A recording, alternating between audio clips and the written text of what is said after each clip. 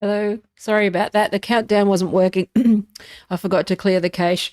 I've got to set up that. That's just a temporary countdown until I can. Yeah, I've had a few things where it would crash with the other because I upgraded to Ventura. Sorry, not Ventura. Whatever the latest one is. Is it Ventura or Monterey? Whichever one they are. I upgraded the operating system and it makes the countdown software crash, so I've had to have an interim browser thing. But you got to clear the cache of the countdown every time, and I forgot, so it's just a temporary thing until there's new software that works with the current operating system. So, which leads into the fact it is funny though because I actually I said this on X this morning how like often when I schedule a stream with a few hours to go, something will tick me off like a few minutes before the stream and then I'll launch into a rant on that. There's a very good chance that I'm going to do that in a second, but I'm just give me a sec. Because I was troubleshooting, I just got to check something. Hang on a sec. Just 1 second. Blah, blah, blah, blah, blah. Let me just go here. It's fucking annoying. Facebook is really being annoying at the moment. There's something really broken with their algorithms and everything where they keep saying that I've broken their like terms of service, but I haven't. Whoop, did I accidentally? No, I'm all good. Okay, I just whacked the mouse. Okay. They'll say that you like broke their terms of service, but you haven't even posted, and then you can't look at what you've done. And like there's obviously lots of screwy stuff going on with Facebook at the moment. I've seen that a lot of people are being like suspended for all sorts of like stupid things. But yeah, so there's some screwy stuff going on in Facebook land at the moment. But I did have to. It is a very annoying because you have to. As soon as you start streaming, you have to change the settings from private to public. It's so stupid. But anyway. We're here. But like it is funny because this leads into the fact that it's like can guys like stop assuming that women don't understand how computers work or understand, like, that when we say that there is a technical limitation or something, that we're not asking for tech support, that we're just actually saying, you know what, this computer's not fit for the thing that I want to do, and leave it at that. I'm not asking for your fucking help. Can we just go there? And can I just like rant about that for a second? And it's like, it is very frustrating. Okay. Now, little bit of backstory. I've had a few dramas with my MacBook Pro, okay, that I bought in 2018 when I had the agency. It was fully spec'd out. You know, obviously it was, you know, it was the top spec MacBook Pro, right? But obviously that, you know, with age gets older, right? And, you know, I've had a few battles with hardware, and obviously like my income's not what it should be. So one of my patrons very generously purchased me a computer. And as much as I appreciate it very much, it's it was an Air. So an Air has different, you know, different technical specifications. This one has less RAM. It has a smaller hard drive, you know, and again, it's not that I'm not grateful. It's just that I have a certain need. And this is the thing with tech bros, especially people who are mostly in text editors or email or code. And they think that, you know, a CPU is the thing that determines speed and that sort of stuff, right? It's not, okay? It's often the GPU. It's a combination of lots of different things. And also the M2 Air processor is not like, it's you know, it's okay, but it's not just about the new processor, right? So that's what it's like, okay, yes. Now, and there's nothing against the person who bought it, and I'm very grateful and all that sort of stuff, but it doesn't run Creative Suite very well. Creative Suite is 70% of my work. Like, you know, I tried to edit some photos. So anyway, I posted on X this morning how the Air it can't do video editing, and it can't do photo editing, right? At the resolution that, you know, you need for a professional photograph. AI tools and all those things, it chugs. It's very, very slow. There's a reason why people who are in the graphic design industry or in video editing or all that, they have $25,000 Macs. They don't run on an Air. That's something that men, who like people who aren't in that field, don't get. It's not just a matter of having a processor. It's not just a matter of, you know, I'm not running email here. Okay, I'm actually like doing intensive creative work at high resolution, and it requires certain tasks. And like, again, it's not a problem. I'm not saying it is a problem. I'm not saying I'm ungrateful. I'm saying the computer doesn't do that thing, okay? And that's okay. All right, I worked around it. So I was just making a comment that the M2 Air doesn't edit photos. You know, it's very slow. I made a point. And of course, someone's like, well, works for me. Yeah, but are you doing professional fucking tools? Does it work for you? Okay, thanks. I wasn't asking you. Okay? I'm working at like graphic design resolutions. I'm working with, you know, the things that require a MacBook Pro spec. I know stuff. Okay. And that's the thing. It just pisses me off. And it's like, I didn't ask for support. I didn't ask for anything. I was making a statement. This is just something across the board that I wish men would get, which is that women can make a statement from a place of knowledge without wanting your help or your advice. They're not asking you a fucking question when they make a statement. They are making a statement, okay? Assume women know stuff. For fuck's sake, okay? If I make a statement in a rhetorical fashion, I'm being rhetorical. I'm not asking you your advice. I know stuff.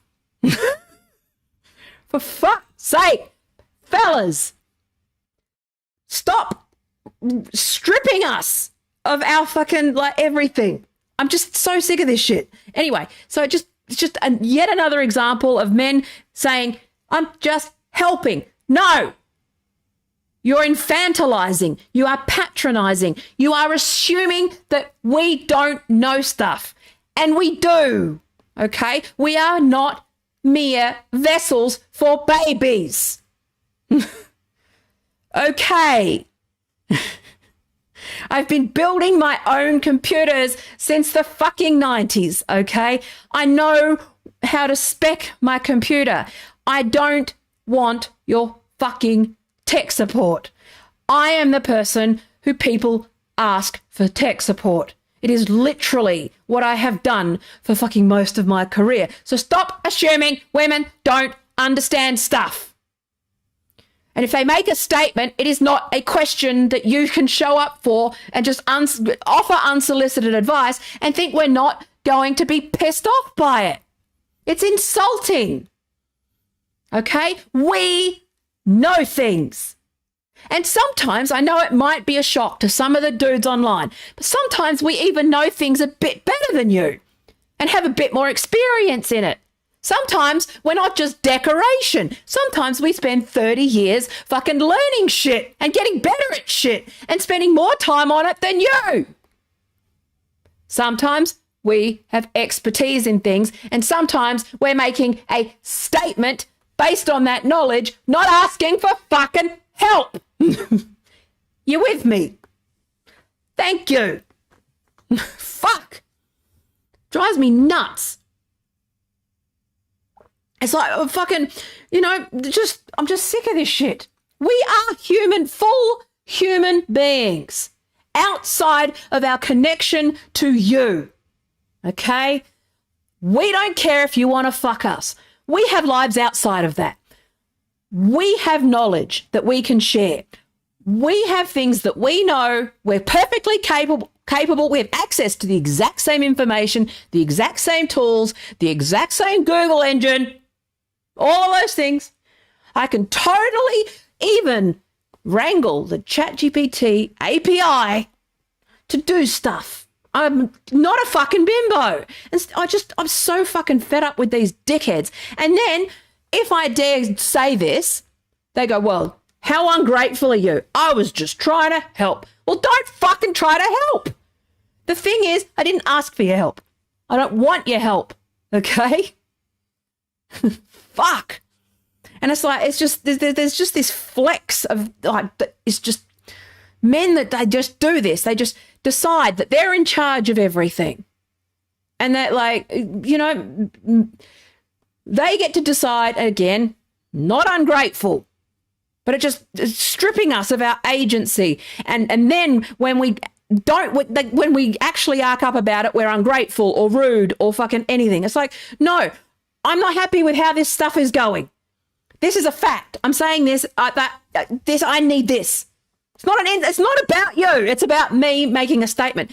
Maybe for 2 seconds, what's happening with the woman or the fact or anything is not about you. Maybe you're not the center of the fucking universe. Jesus fucking Christ. You dick, whatever. It's not about you. Fuck me. It just pisses me off. There is nothing. If you have any understanding of what it's like to be a woman on the internet, it is to have everything that you say as a statement somehow absorbed as a fucking request for help from men. So I'm not asking. And the thing is that if you assume that women are asking for help, if you see a question mark where there is none, that is sexist because you are assuming we don't already know the answer to things. Do you understand why women get their fucking back up about this mansplaining shit? That's what mansplaining is. Mansplaining is that where you see a full stop, where she's got a full stop and you see a question mark. So I'm not asking for your advice. I'm not asking for your help. Okay? I know shit. If I want your advice, I will put a question mark there. Fucking hell, guys. Seriously. Oh my God. I'm so fucking sick of this shit. And she's a bitch. How dare she speak back? How dare she actually assert a boundary in any way? And if she doesn't do it in a polite, giggly tone to soften the blow, where the fuck? Oh my gosh. Careful. She's getting a bit lippy. This is my life. This is my fucking life. This is the life of a woman in tech. Every full stop is seen as a fucking question. And every time you say, no, that was a full stop, who do you think you are, you bitch? That is that's the whole interaction. Like of anyone, if you've got a brain and you don't have your tits out, okay, Then, if you got your tits out and you're saying shit they like, then you're a great thinker. But if you're actually a thinker and say shit that men don't like, you feel their fucking wrath fast. Okay? Like, it's like, Jesus fucking Christ, get your shit together. It's 2023. The internet's been around for a long time. The word mansplaining has been discussed at length for 15 years. If you don't know that you are mansplaining in 2023 and don't know what that is, then you don't want to know. You refuse to know, okay? You are seeing a question mark where there was a full stop. You are assuming that the woman doesn't know what she's talking about, and you are injecting yourself into the conversation and explaining shit that she already knows without her consent. That is a boundary violation, and if she fucking asserts herself and goes, no, sorry, no, take the hint, I'm not interested, I didn't ask for your advice. She's a bitch. How dare she be so bitchy and emotional? Why doesn't she know her place? Her mouth and holes are a mere vessel for my dick, and her eyes and brain are a mere vessel for me and my fucking thoughts. It's like, no, she's a person who knows stuff. Fucking hell. Fellas, get it together. Jesus Christ. Oh, just stop. Just fucking treat women like they are human fucking beings and who have been on this planet for as long as you, have access to the same information, the same tools, and some of us use them. Fuck's sake. Anyway, that ticked me off just before my stream, so I thought, let's go there. But fuck me. Absolute fucking, it just does my head in. I'm an advanced IT person. I can code better than most average coding dudes, okay? I outrank them. I've been coding longer than most these dickheads have been alive. I know how to fix a computer, okay? I also have a degree in political science. I'm also a very good designer. Turns out that I'm actually quite clever and quite capable in a way that men tend to find upsetting and threatening. So maybe why don't you sit down and take a fucking lesson from me rather than talking over me all the time and explaining how a fucking, oh my God, it does my head in. Does my fucking head in. These guys who think they just know everything. And it's like, you don't. You're a man. You coast through life. You get handed everything. Everyone listens to you. Even if you are not smarter than me, they listen to you and they don't listen to me. So you feel like you're smarter than me because for some reason, women's voices don't get fucking heard. Because we're not people. We're not human beings. We're mere fuck vessels. Okay, that's it. We only exist as decoration, and if we are not, if we don't deliver it in the package that you find acceptable in a fucking, if we're not baking cookies with our fucking tits out, playing trad wife, or being subservient and just patiently nodding along, regardless of whatever shit bollocks you're saying and whatever boundary you've stepped on, you assert yourself in any way, well, fucking, who do you think you are? It's like, am I married to literally the only decent man on the planet? Like, fuck me, all day, every day. And it's like, I'd have to deal with that bollocks. And it's like, fuck me. Mansplained by fucking men in their 20s. About how my own shit, my own career. Doesn't matter how, like I said, doesn't matter how many degrees you get. Doesn't matter how many years you're in the industry. Because now it's like, well, doesn't matter. Your seniority is irrelevant in the industry, apparently. It's about fit. No, my seniority matters. I fucking outrank you. Shut the fuck up. Tell me about my attitude. My attitude is like this because of you. Because I'm sick of your shit, child. Anyway, bloody hell, guys. Seriously, get it together. I'm so fucking sick of this shit. Grown men who still haven't bothered to learn that it's not a question mark. It's a full stop. It's not hard. Learn basic fucking punctuation and basic subtext, right? There's a difference between a full stop and a question mark. If you see a question mark where there is none, Don't offer help. Thank you.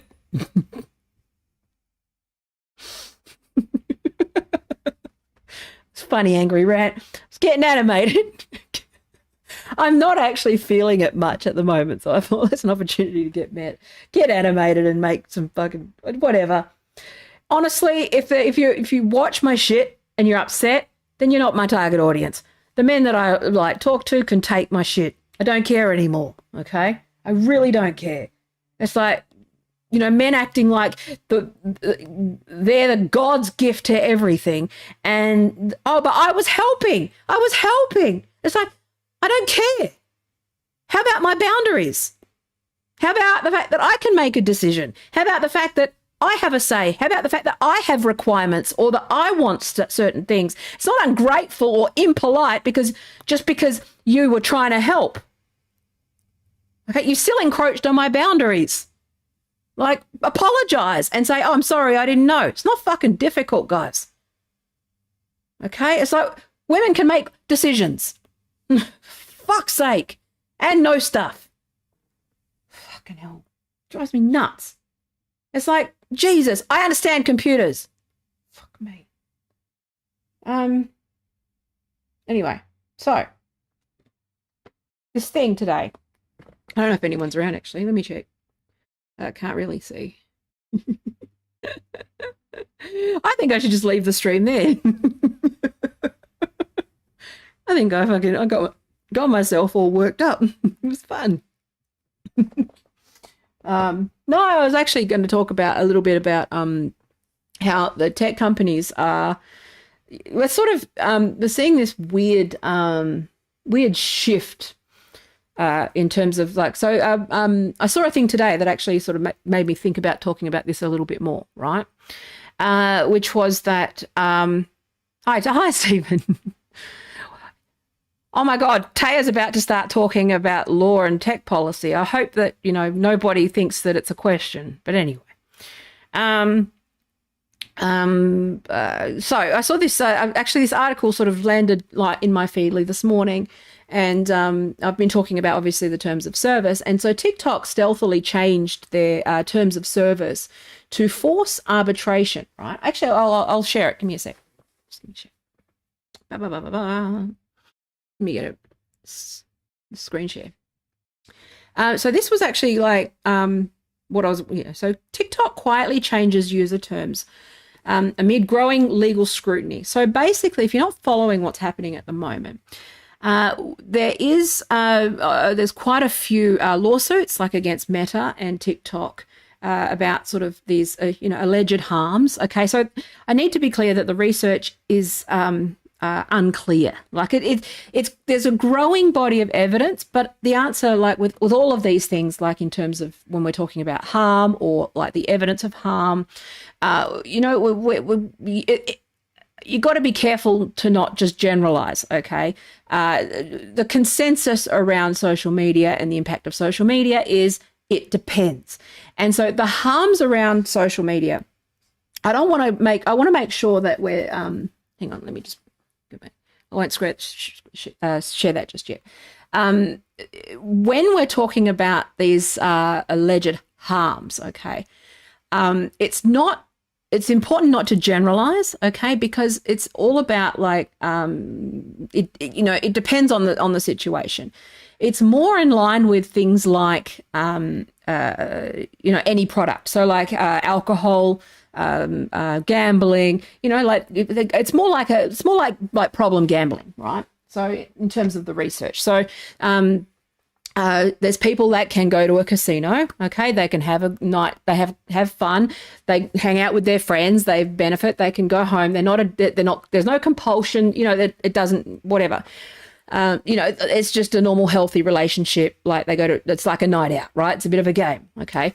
But then there's that subset of the population who set foot in a casino and they, obviously it that particular feedback loop, causes them to become problem gamblers. So, obviously they have addictive behaviors. They sort of, can't walk away from the slot machine.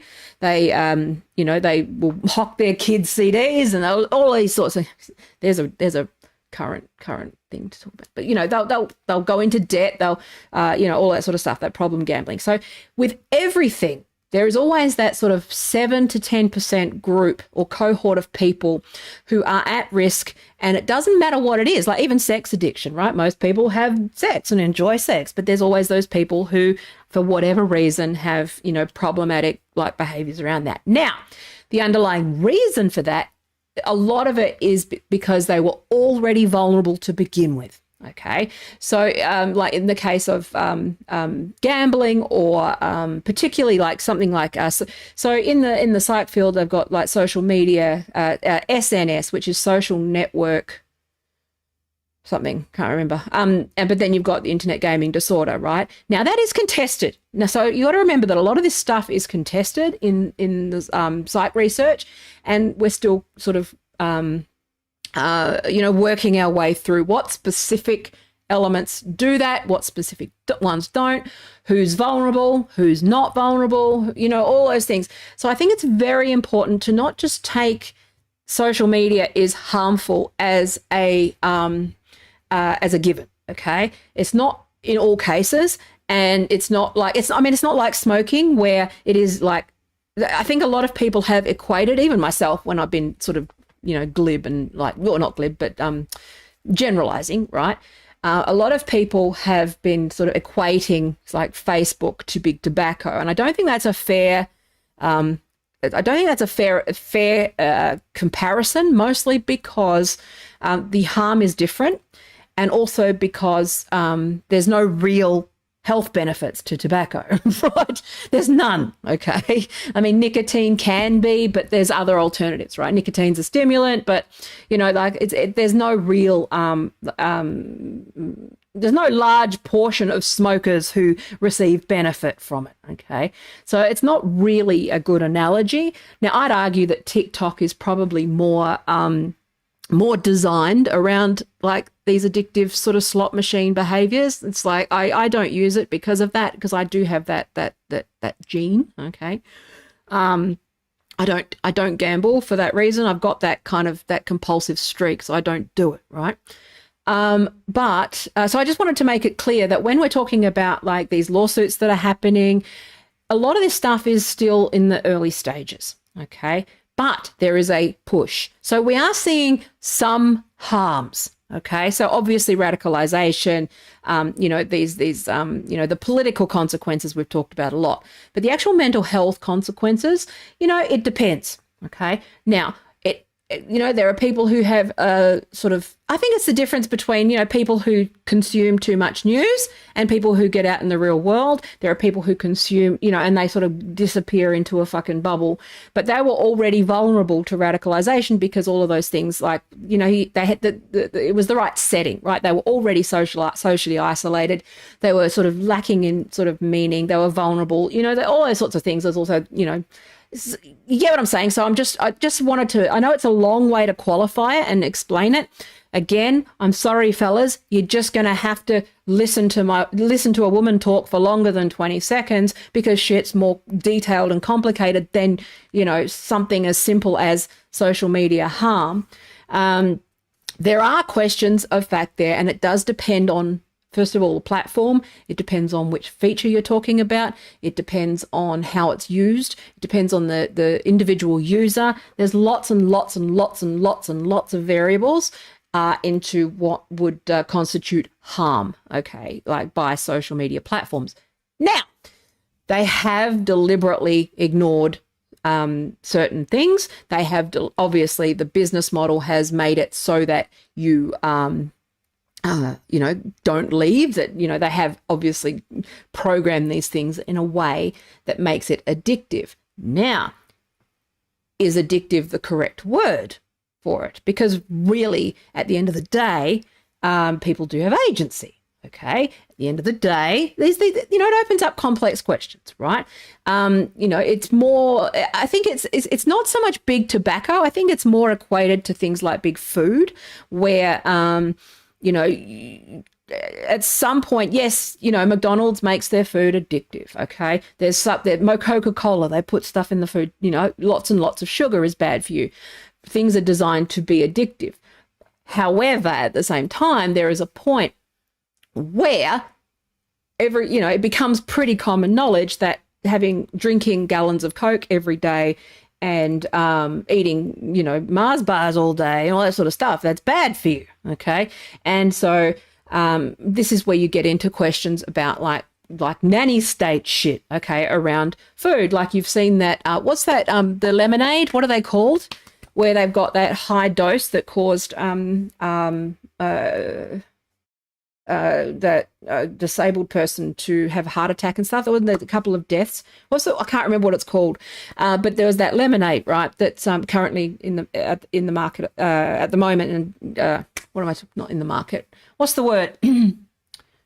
Currently, like in the headlines at the moment, right? We don't have it here. So we don't have that here. We have a bit more of a nanny state situation here. Like we've had, there was a controversy because there's a soft drink called Solo here. That's like lemon squash, right? And that is a established brand in Australia, which is basically, Coca-Cola. I don't know if they've got Solo. They might have it in the UK, but I don't think they've got Solo in America. But it's like a lemon squash, right?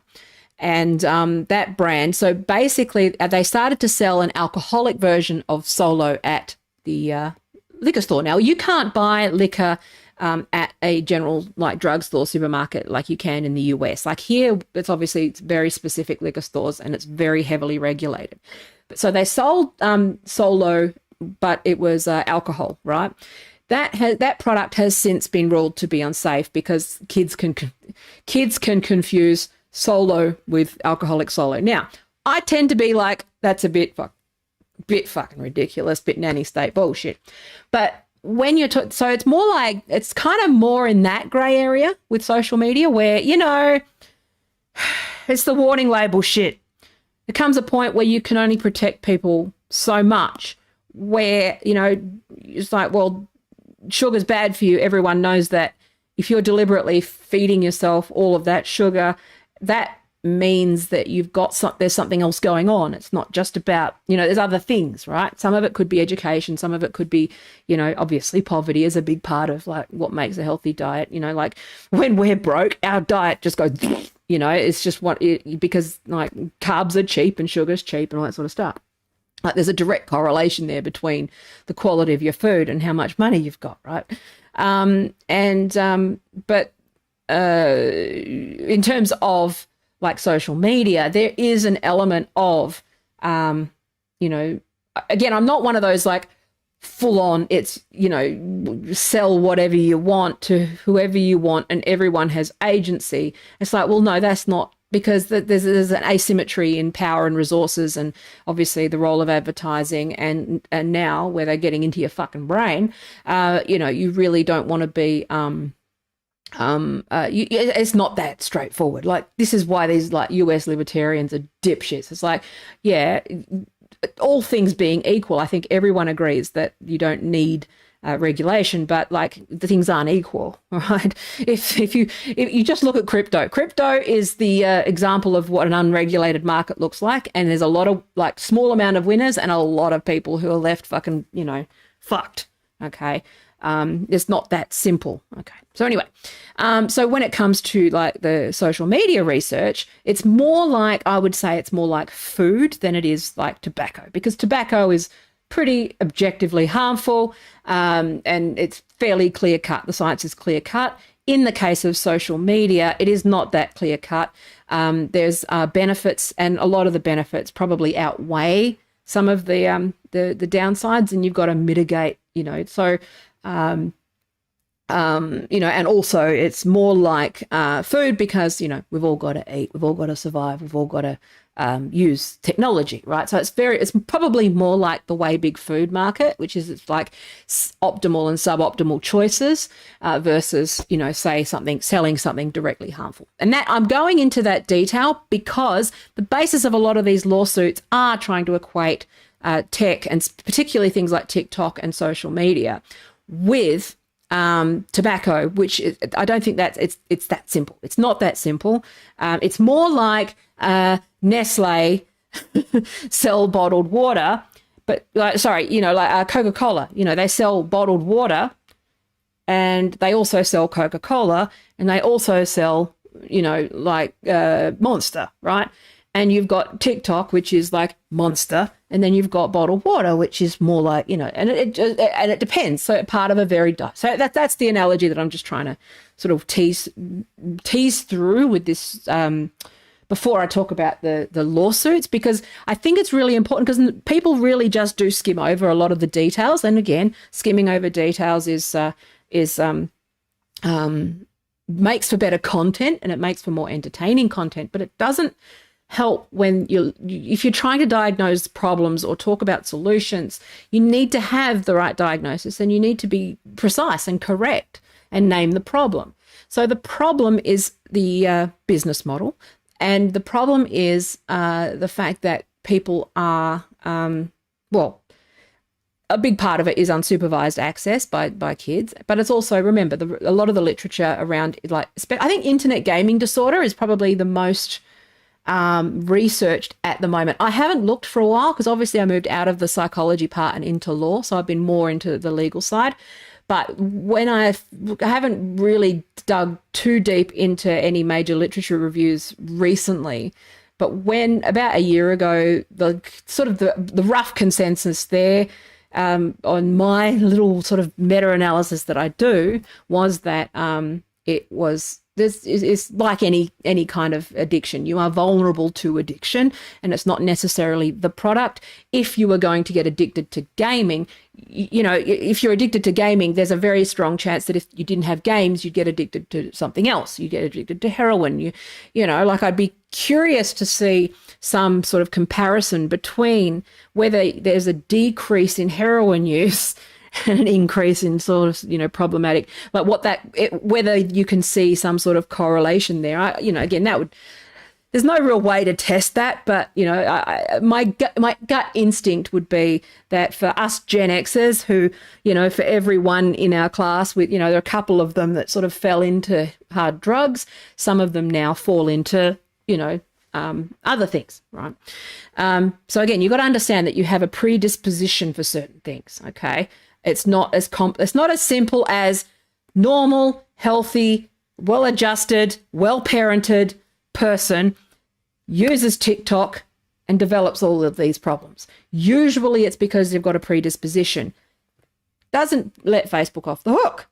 Doesn't get them off the hook because they have designed these products in a way that that obviously, encourages you to keep going back and not leave and, all that sort of stuff. We're seeing that, the fact that, I think it is generally a problem. If you're not leaving any one app and you're not browsing the web, I would encourage you to just browse the web more. Just browse the web more. Get back to discovering, that's why, it's one reason why I kind of, I'm wondering whether Reddit might be more of a better place for someone like me, because you can sort of jump around, right? Don't go anywhere where you're not taking in lots of different things, because if you're sitting on that one app, you're only seeing what that one app wants you to see. Like X in particular, fuck me, that thing is garbage at the moment. I'm hanging in there. I'm trying. I'm at my wit's end, but Threads, which is basically LinkedIn for bikini models, right? And it's boring as shit. It's corporate as shit. It's not my platform. X is a little more edgy, but even that is heading more into the sort of tech bros telling women to fucking breed all the time. And it's you can only take so much mansplaining and fucking put downs and insults and just garbage before you go, you know what? No one with self-respect would actually to stay on this platform, right? I'm thinking of just doing a complete reset of everything and just going, okay, because if I was a client, I would audit. I'd go, okay, let's do an audit, right? Let's do an audit of all of your channels, okay? The problem is that because I'm not my own client and I have my own biases, and I also have an emotional investment and sunk costs and all that sort of stuff. I'm more emotionally invested in those channels. I need to follow my own advice, and I need to sit down and do an actual audit and go, okay, do I just flip and start a new YouTube channel fresh, keep this one like as an archive or a hangout or whatever and start fresh? Do I change, like every year you should be doing this audit, like if you're running a business, right? But even as an individual, you should be looking at take this time of year to do an end of year audit and goal setting and go, okay, well, look at your screen time charts and go, well, how much time this year did I spend on X? How much time did I spend on this? And you start to get some insight into, where maybe you could change things, right? I went on a tangent, but I think it's important to, the context of these lawsuits matters, okay? Because first of all, it's going to come out that, the details of this, like the judgments are going to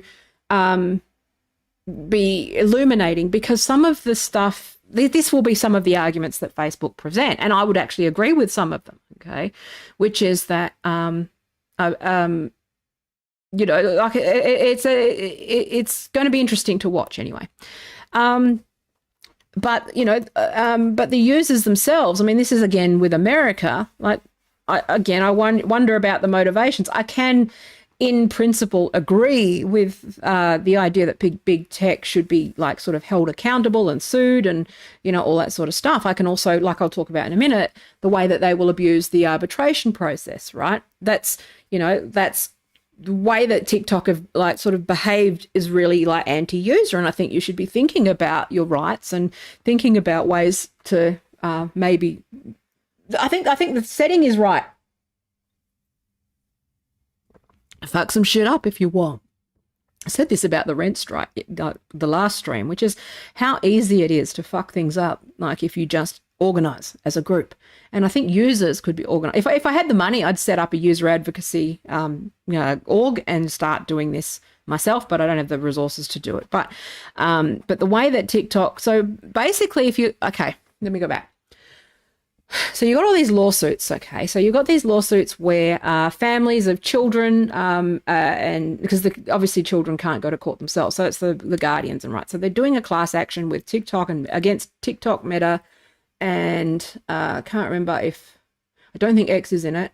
I think it was mostly TikTok and Meta. It might have been Snapchat. Don't quote me on that. There's a few different ones. And basically they are suing because of the, of course, depression, anxiety, the usual stuff, like all the usual notes. And so those cases are sort of working through. So there's these class actions. But the thing is that the evidence, first of all, isn't clear, right, on that. Second of all, there's a lot of confounding sort of factors, and there's a lot of confounders there, right? But we also do know that Facebook have deliberately designed their product to be addictive. Now, the precedent there will be around food. Like, what's the ultimate? What's interesting here is how authoritative, what kind of case law they're going to be pulling from, because in America, like, I don't know what the legal situation is, but for the most part, personal responsibility seems to be very heavily in favor of, the corporations. But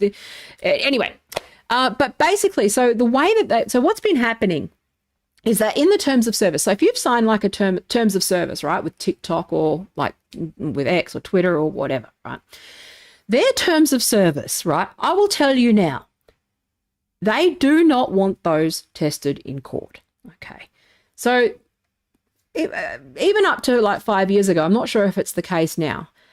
What you need to understand is that worldwide, the one thing tech companies do not want is for their terms of service or their end user license agreements or, all those things like the big long contracts, right, on any website, like anything like that. They absolutely do not want that to get to a superior court, especially in the United States, because it's pretty much consensus that those terms of service are unconscionable. There have been, I've talked about that before in previous streams a few years, I think a couple of years ago, there was a case in France where they said those terms of service are unconscionable. There's no legal, they're basically, heavily weighted in favor of the tech company, anti-user. There is a principle of contract law, which is that if there is an egregious imbalance of power, or there is a coercive element to the contract, that contract is void. Okay, so that is something that they definitely do not want to get to the courts. So what they've done over the years is that in the terms of service, they've written that you have to go to arbitration. Now, what is arbitration? So arbitration is not, so you might have heard this before. This is the area that I'm probably going to end up in. I'm not going to be in arbitration. I'll be in conciliation. It's a slightly different thing. So mediation, conciliation, arbitration. Okay. Oh, sorry, you got mediation, facilitation, conciliation, arbitration, litigation. So litigation is a court case. Okay. Mediation is a more informal thing. So if you're in the family court or whatever, you probably go to mediation, right? It's non-binding. The person who is sitting between the parties is impartial, but they're not actually participating. They're facilitating or they're mediating a communication, keeping things from escalating. Their role is to de-escalate and guide the parties to agree with each other. They don't necessarily intervene. They don't provide any expertise or knowledge, okay? Obviously, you want an experienced mediator who is used to mediating family court. In the case of family court, you want someone who's experienced in mediating those disputes, because certain emotions and certain behaviors and those sorts of things have a way of being managed, right? But then you've got facilitation, and facilitation is a slightly more, sophisticated version of that. Then you've got conciliation. So conciliation might be something where you've got, I'm really interested in the conciliation space, because that's where sort of policy and other things can overlap. So you've got, you still have some degree of influence, but you're actually, a conciliator is actually an expert in the field as well. And what they do is they actually gather information from the party. They obviously have meetings and conferences and all that sort of stuff with the parties, but they also bring their own, they can consult with experts, they can bring their own knowledge and all that sort of stuff. And then you sort of work out a solution together. It's still a parties consenting kind of situation, but that's like a conciliation. But it's also more like groups. So it's more like a class action. So you'll probably see conciliation in employment law, where, a union and a major corporation are sort of deadlocked over, they can't negotiate. And so conciliation would happen there. Okay. So that's one notch down. Then you've got arbitration. Now, I'm taking the time to explain this, mostly because I'm also trying to get better at explaining this thing, because I'm going to be launching a business that does this, right? As soon as I'm registered. But you've got the conciliation process. And what I should do is open streams where I'm talking about conflict resolution and conciliation by telling men to fuck off and yelling at the top of my lungs. Good branding. I'm awesome. What better way? Who better to solve conflict than someone who knows how to start it? No, I'm kidding. So you've got conciliation, then you've got arbitration. Because a lot of people just don't know the difference, like the word arbitration versus litigation and those things. So when you go to court, you're looking at litigation. You're going to court, but you're in the court process. So when you go to court, you have a judge, right? You don't get to choose the judge usually, unless, all things being equal, you don't get to choose the judge. The judge is not necessarily an expert, but they can consult with experts. Okay. The judge's role is to interpret the law and apply the law as written. Okay. Now, there's a gap here with tech cases because there's no real law, right? And also one of the problems that is with tech companies is, first of all, their global nature. So they're global. So when you can't necessarily go into the court system and have it really get you anywhere, because they're jurisdiction problems. Like you're trying to do already before you even begin. If you tried to sue someone like Facebook or Meta, you are up for you're initiating court proceedings in California. No one can afford to do that. So the barrier to entry is way too high for your average user to sue, right? So they would need to approach a government agency or have a lot of money to be able to even initiate something like that. Okay, so you need to initiate proceedings. So even if they didn't have it in their terms of service that you initiated proceedings in California, which I'll get to, you would still have to be able to serve them the court documents. So the court process, and also they want to avoid court because their terms of service are unconscionable. The second, if anyone can drive that shit, they'll be thrown out. I can't. It's open and shut. But I've talked to quite a few lawyers, obviously over the years, and all that sort of stuff. Done my own stuff, and the consensus is that it's just not going to happen. It's not that it's not. The thing about law is that it's not. It's 50%. It's 20% the law and 80% the resources to be able to enforce it. And, they've got unlimited resources, all that sort of stuff. You're not going to be able to sue big tech successfully, right? You may have more success in America if you happen to live in California and you kind of can find, but, all the circumstances have to be, everything has to line up pretty well for that to occur, right?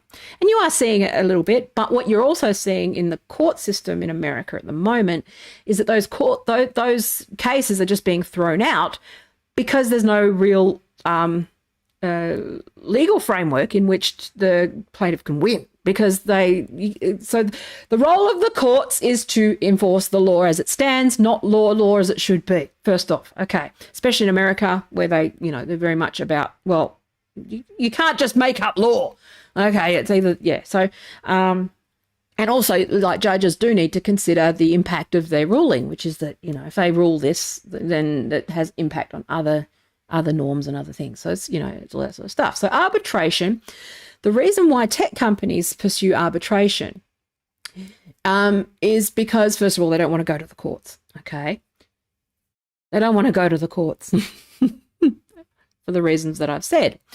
But they also, I need to say this isn't legal advice. This is just, basic, like how it works, right? Because I think you need to understand with when they change their terms of service, that they're basically enforcing something that is not really enforceable, but no one can contest because, first of all, we all need to use these platforms.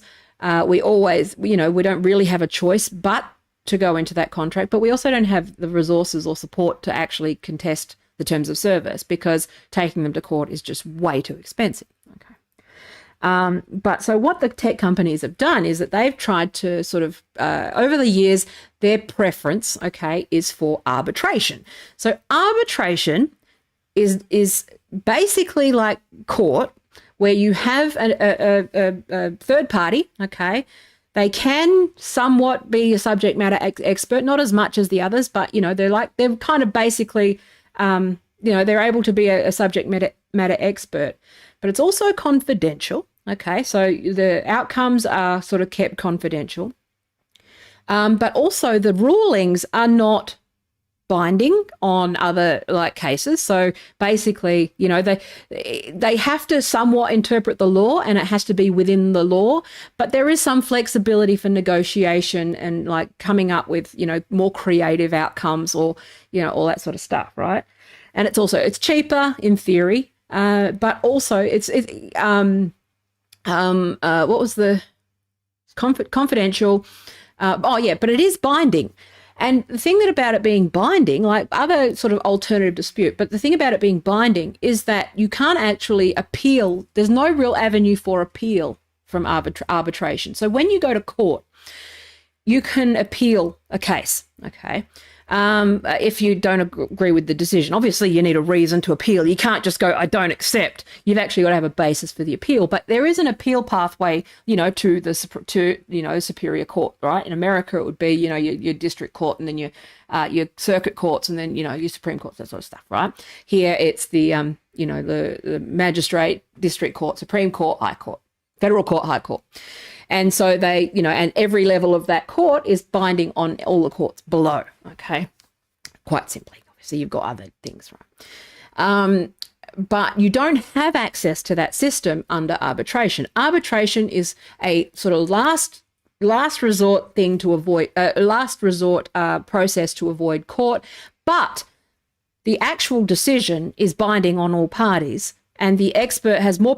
And there's no real avenue for appeal. Okay, and I think that's where tech want it. That's where you can obviously understand why arbitration would be preferred by tech, because they really, again, don't want this stuff to go to court. What they want to do is use NDAs, negotiate individually where there's an asymmetry, okay, of power, okay, where they just like big fucking, would you go up against Meta's lawyers as an individual user? You've got no power, okay?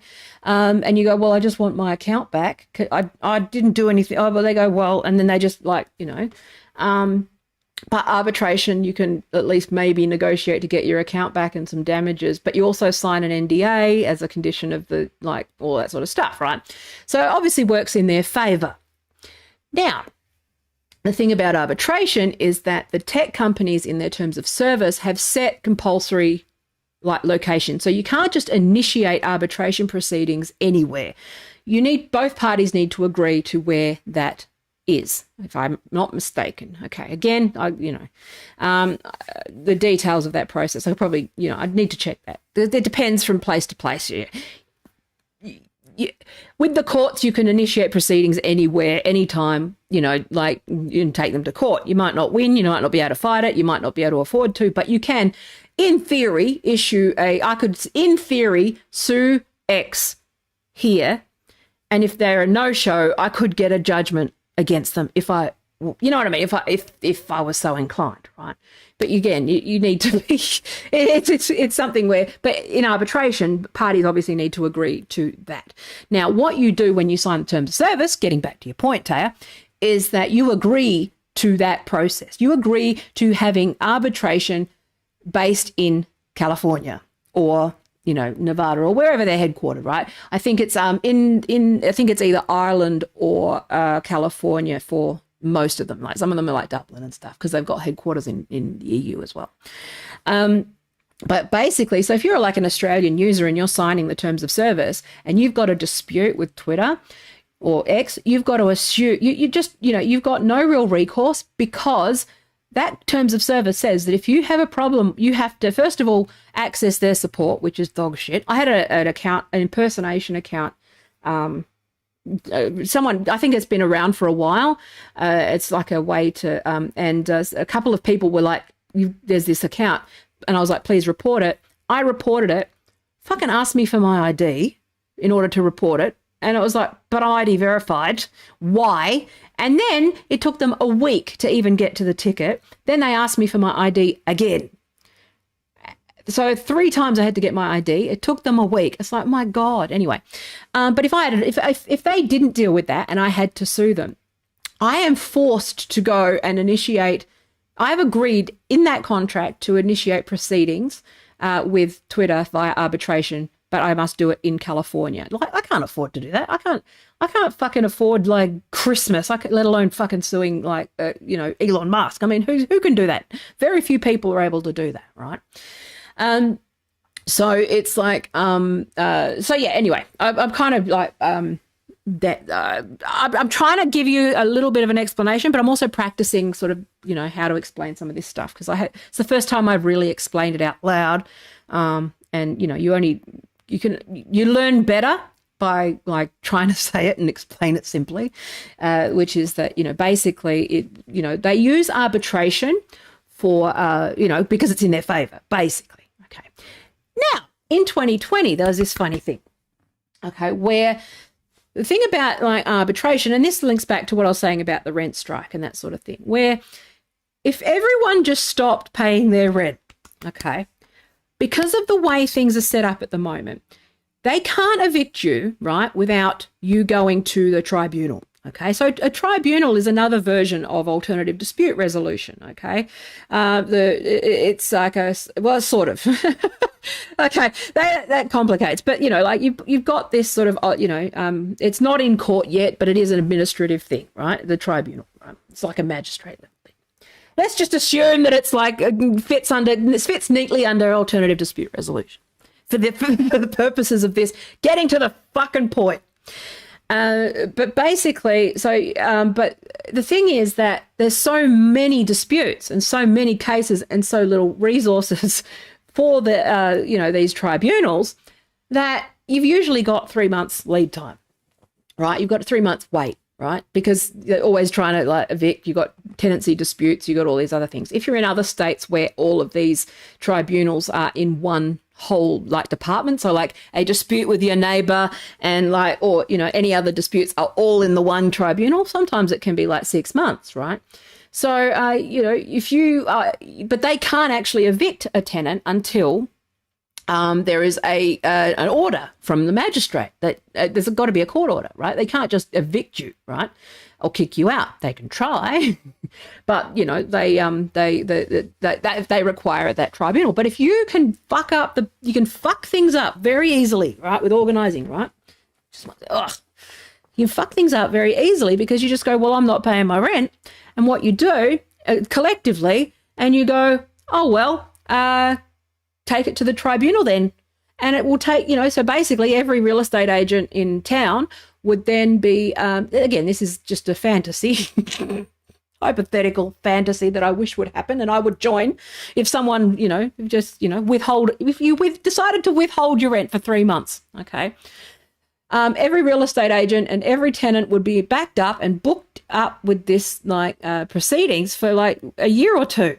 Like you could have a standoff for a year or two. You could actually hypothetically sit for, if everyone's sitting there waiting in the queue, you see how it's like. So anyway, but that's what, so to get to the point about like the social media platforms and how that was used, there's this, let me bring it up. So we've got this, right? So I'm building to what I'm talking about. So TikTok quietly changes user terms amid growing legal scrutiny. Some lawyers say the changes could make it more difficult to bring legal action against the company. And that's what I'm talking about here, okay, which is that because you're required to, so they're basically forcing arbitration in California only. And there's a reason for that, which is interesting. So, in July, TikTok removed rules that had required user disputes to be handled through private arbitration and instead said that complaints must be filed in one of 2 California courts. While arbitration has long been considered beneficial to companies, some lawyers have recently figured out how to make it costly for companies by bringing consumers' arbitration claims en masse. And this is why it's like, bear with me. I get to my point eventually. Something I found fucking hilarious. All right, here we go. The power of this shit. Okay, this is amazing. So, scared to death by arbitration, companies drowning in their own system, right? So lawyers and a Silicon Valley startup have found ways to flood the system with claims. So companies are looking to thwart a process that they created. I love this. So where are we? So Teal Lido couldn't quite believe the numbers. Over the past few years, the nation's largest telecom companies like Comcast and AT&T have had a combined 330 million customers. Yet annually, an average of just 30 people took the companies to arbitration, a forum where millions of Americans are forced to hash out legal disputes with corporations. Now, the reason that they, like I said, the reason they do that is because they want to keep it confidential. They want to have the power in the relationship. They don't want you to have the right to appeal, and they want to be able to have more control over the process. Also, with arbitration, in many cases, a lot of these corporations actually choose the fucking person who's doing the ruling, right? So it works heavily in their favor. I mean, no ethical person would take that on, but again, who needs ethics, right? So here we go. So Mr. Lido, I don't know how to say his name, but a Silicon Valley entrepreneur with a law degree, figured there had to be more people upset with their cable companies. He was right. Within a few months, Mr. Lido found more than 1,000 people interested in filing arbitration claims against the industry. About the same time last year, and Travis Lenkner and his law partners at the firm had a similar realization. Arbitration clauses bar employers at many companies from joining together to mount class action lawsuits. And that's another clause. So when you sign the terms of service, like with Twitter or Meta or whatever, you actually sign away your ability to join a class action, right? And that, again, that is you can't sign away. And that's another principle of contract law. You can't sign away your rights, your common law rights. No contracts are not allowed to, you're not allowed to do that. Well, here you can't. I think in America it's a little bit different. Contract law is very different there. But again, it's that state, it's so many different, America's a whole other thing. But so let's just, for simple, philosophically speaking, a principle of like contract law is that you can't sign away natural rights that you've got. Okay. Now, so what would happen? So here we go. But what would happen, the lawyers wondered, if those workers started filing tens of thousands of arbitration claims all at once? Many companies, it turns out, can't handle the caseload. So, hit with about 2,250 claims in one day last summer, for example, the delivery company DoorDash was scared to death by the onslaught, according to internal documents unsealed in February in federal court in California. Driven partly by a legal reformist spirit and entrepreneurial zeal, Mr. Leto and Mr. Lenkner are leaders in testing a new weapon in arbitration, sheer volume. So this is what I was talking about with the rent strike, right? So as companies face a flood of claims, they're employing new strategies to thwart the very process that they've upheld as the optimal way to resolve disputes. I love this. It's great. So companies, in a few instances, have refused to pay the fees required to start the arbitration process, hoping that would short-circuit the cases. So this is like, it's great, right? So, and this is why I've also found an interesting, I found it, so Mr. Leto got interested in arbitration after the e-commerce company he founded to sell ethically sourced clothing shut down. A former mergers and acquisitions lawyer, he wanted to use some of his digital know-how to disrupt the cumbersome, clubby legal system that nearly every American must agree to use, instead of going to court against their employer, rental car provider, or cable company. And in the same vein, that applies to social media networks as well. Now, so we'll go back to here. So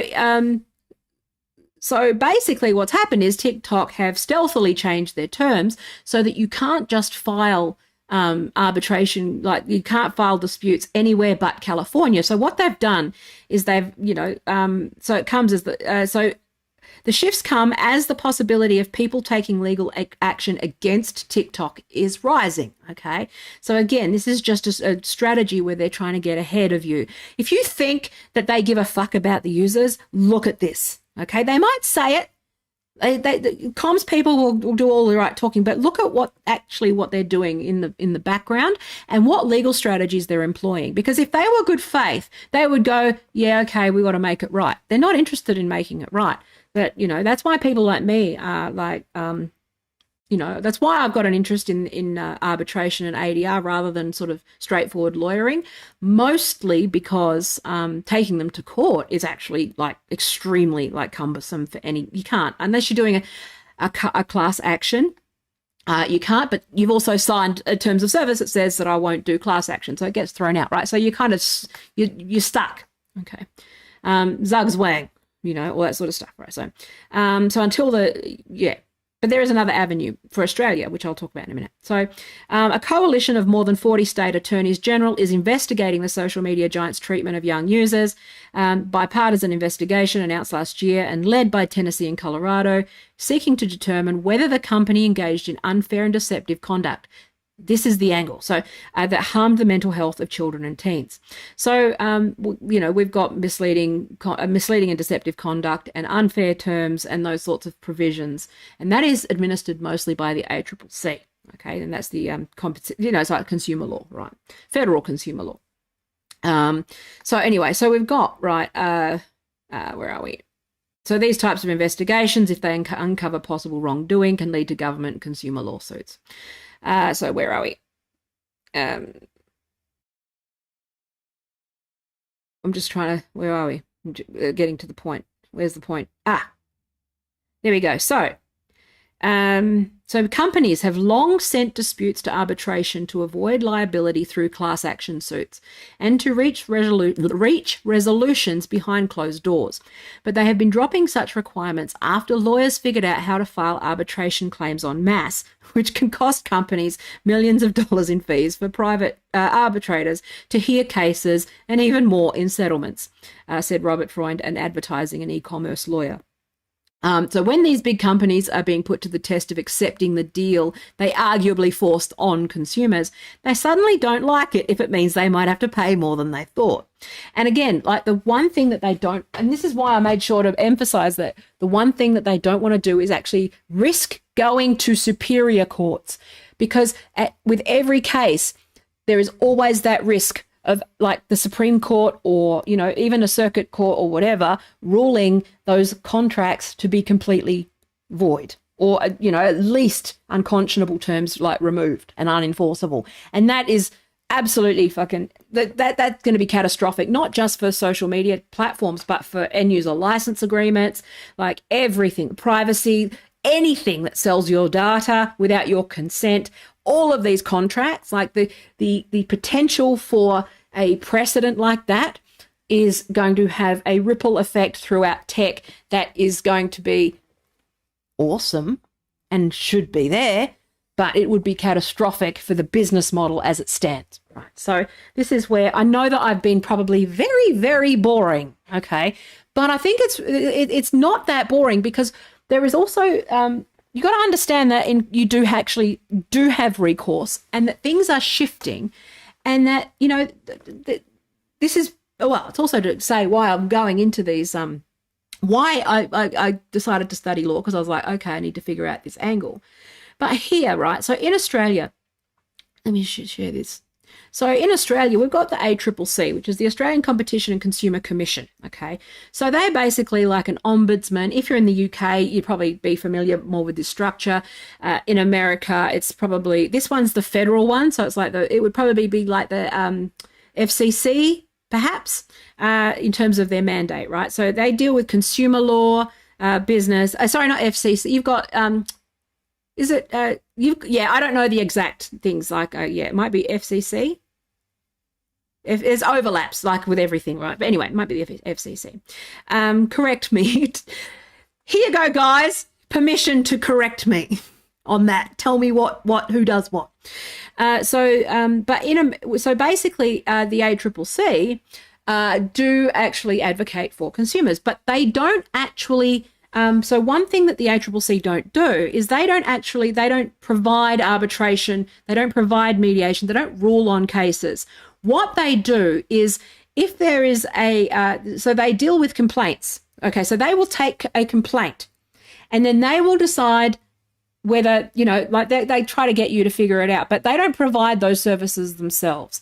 What they do is that they decide, you can complain, and if they get enough complaints, they then decide whether or not they want to enforce, take action. Okay, so the mechanisms that they have are mostly like fines and penalties and that sort of stuff, right? So so this is just, you know, this is just to show you. I know it's a bit boring, but this is also just, you know, so that we can, you know, whatever. This is what I'm interested in. Live with it. So the ACCC is encouraging businesses to review their standard form contracts and remove or amend any unfair contract terms before new penalties take effect.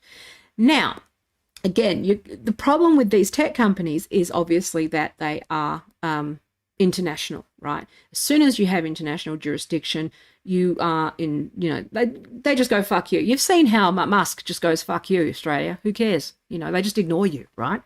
But that's how you know that they're not operating in good faith. Like, this is why I keep being on like Twitter Legal and going, you know that those are unfair terms and you're going to get a fine.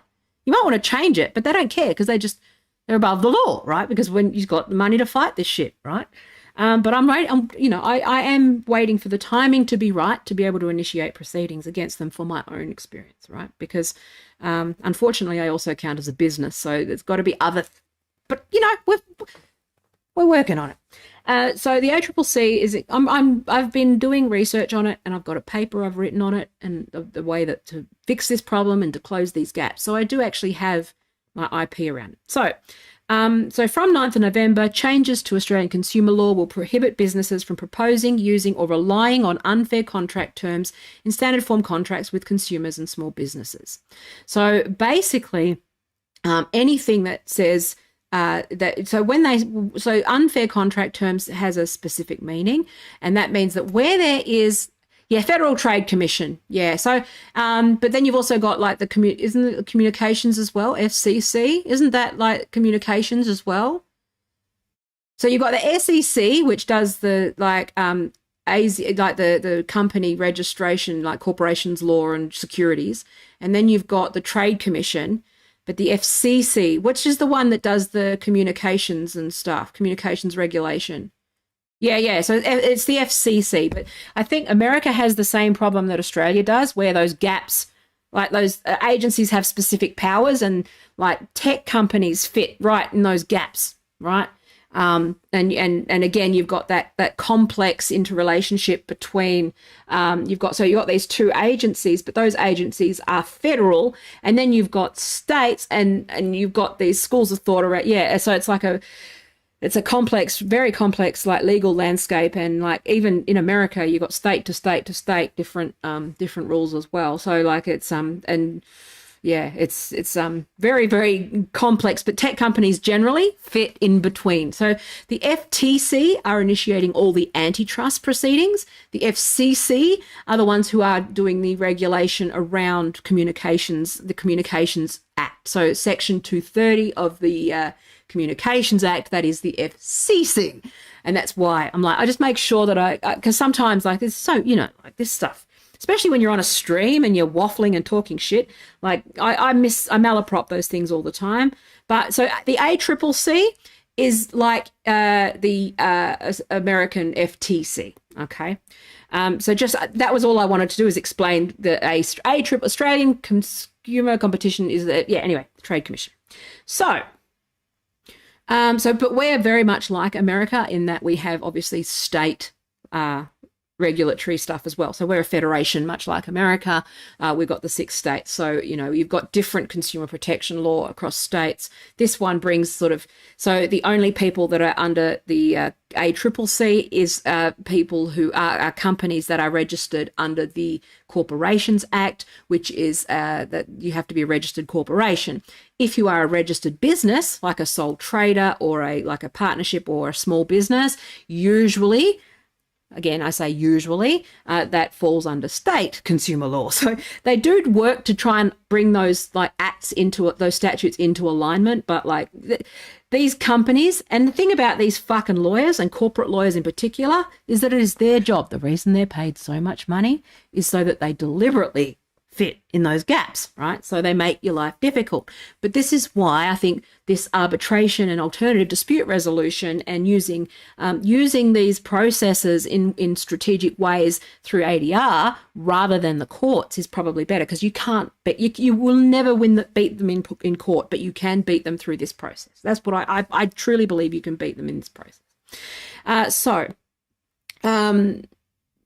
And this is why I'm trying to figure out strategies. And, this is what I do in my spare time for fun, is figure out how to fuck them up, how to fuck shit up. Okay.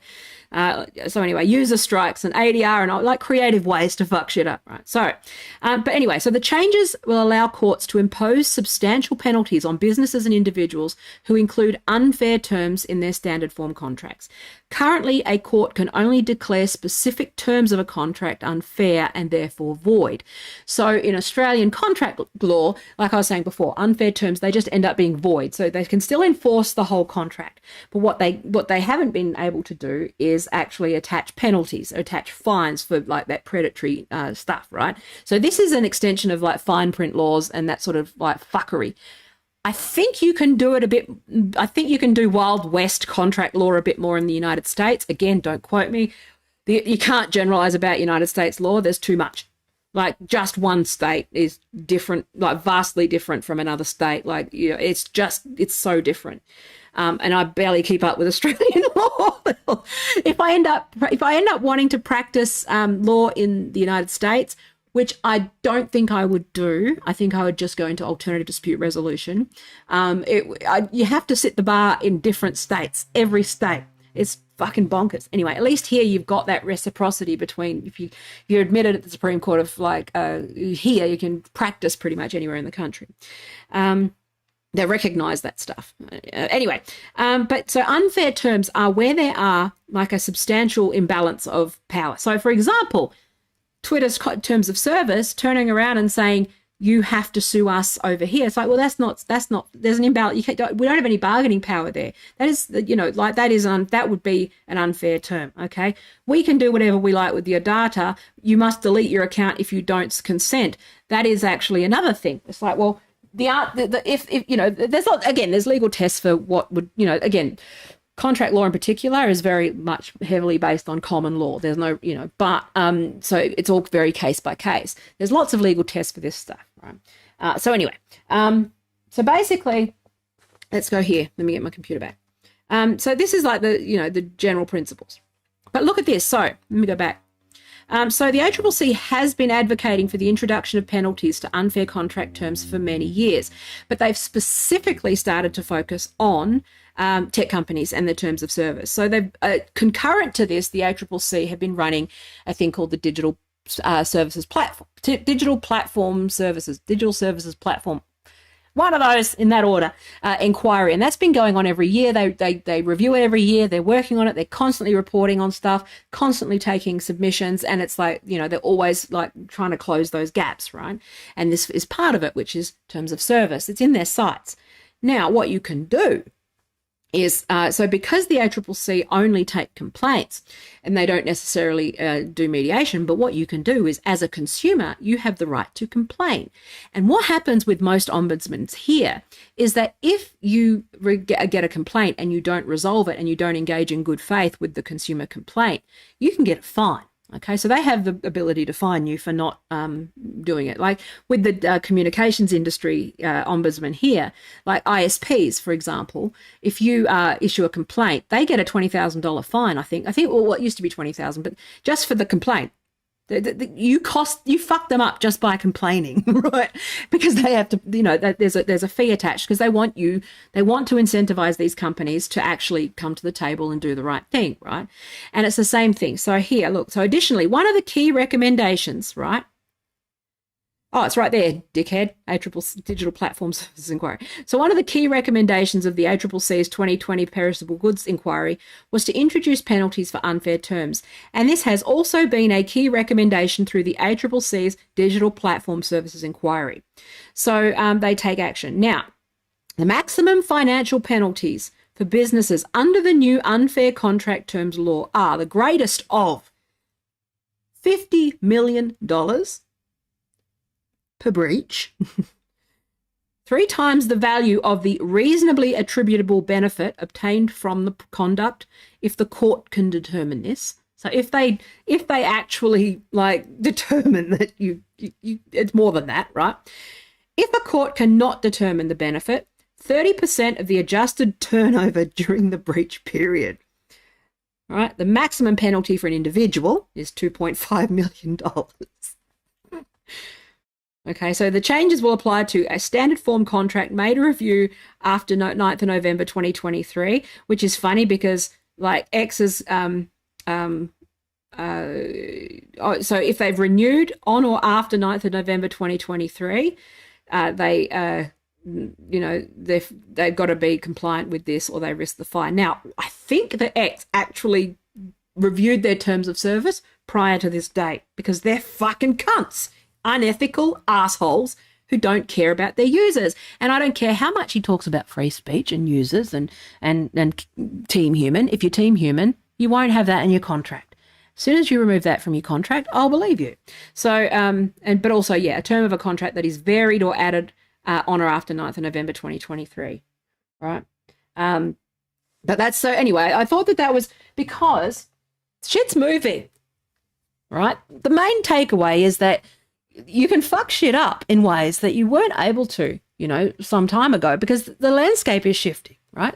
And so it's worth thinking about, especially if you're in Australia and you've been harmed and you've actually got a legitimate grievance, don't like frivolously you actually have to ask for a resolution. And one of the things about ADR is that the parties have to engage in good faith.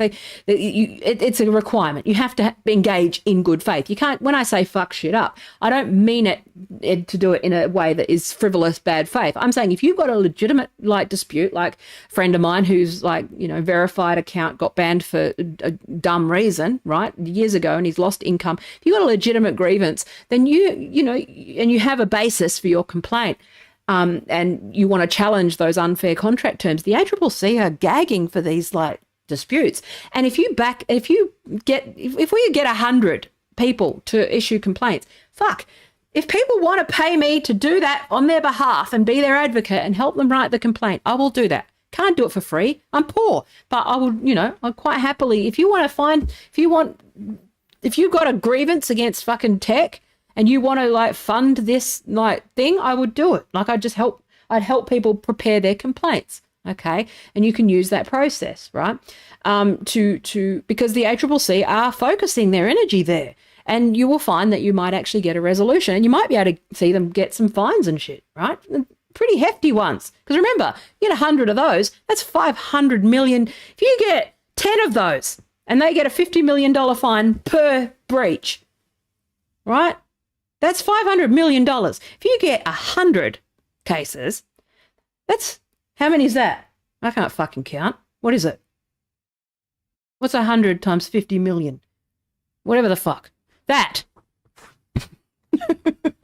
I can't do maths on the fly. But I'm just saying, hypothetically, again, I've been, you lay low. And obviously, you've got to wait for the environment to be right. But there is an avenue here. You do have rights. It might take a little while for those rights to eventuate.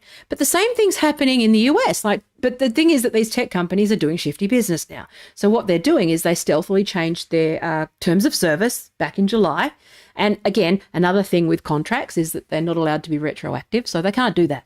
They can't make a retroactive contract. Again, they're breaking it's not... It doesn't fit any legal definition of a valid contract. You can't retroactively enforce a contract without the parties actively consenting. If you I swear to God, it's a matter of resources. It really is just a matter of resources. And Elon Musk ain't going to fight this lawsuit. You know why? Because Elon Musk has a conflict of interest in that. If Elon Musk really gave a shit about users or about the legal environment around tech, that was, if he actually gave a toss, what he would do is he would fund a lawsuit that got unconscionable terms, terms of service and end user license agreements, and all of those things ruled unconscionable and therefore void, opening up every company to having to negotiate and renegotiate the terms with their users and have explicit consent from users that they, again, parties have to have the right to negotiate, and otherwise it's just, anyway. So it is shifting in that direction, right?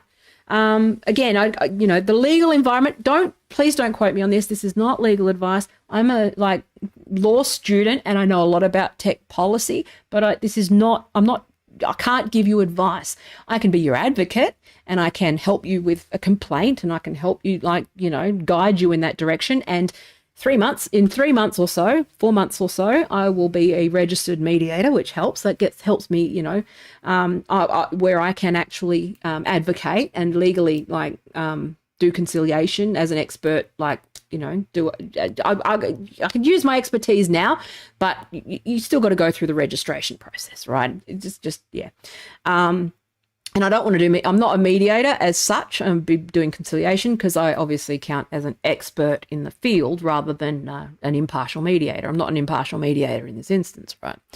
A mediator is more about the sort of more facilitative and communication side of things and facilitating conversation. Anyway. But I am, but there is an angle here and it is shifting. It's not the landscape, when I first looked into this, You know, like the reason why I started with the psychology was because I thought that the solution to these problems with tech was therapeutic, which is that, you know, looking at some of these things. Now, obviously, some of that stuff is coming to light. It's not as straight, like I said, at the beginning of the stream, the harms of social media are not as straightforward as it's not a blanket statement. You can't prove that. I think watching these lawsuits around the harms of social media will prove true. Like most of the experts that are engaged in that will say that there is no consensus on harm and what that harm is, what it means.